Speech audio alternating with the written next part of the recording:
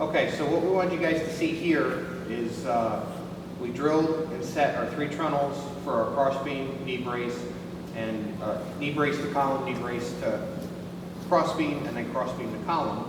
Now we're going to do rafter to column. We want you to see this one, it's a little different. This one's going to go down to the top of the rafter and to the top of the column at an angle, again to resist horizontal and vertical lift from wind. So what I'm going to do is I've made a mark here on my rafter, center of my rafter, and I've also made like a reference line here for me to follow with the drill. I'm gonna pick this up like that. I think it's okay. You can shim it up to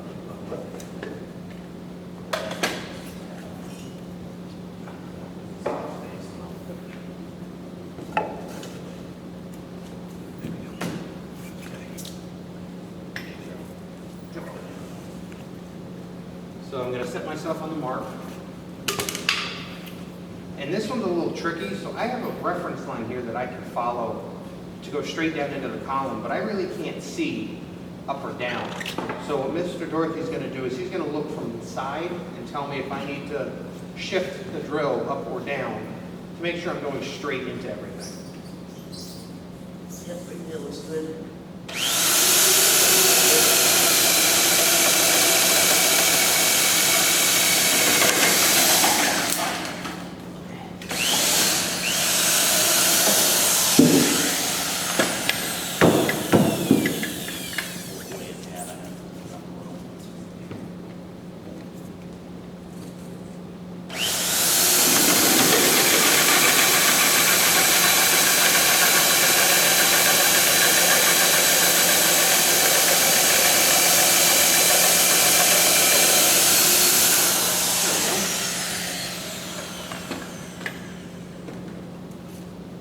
And then we'll go ahead and drive our tunnel.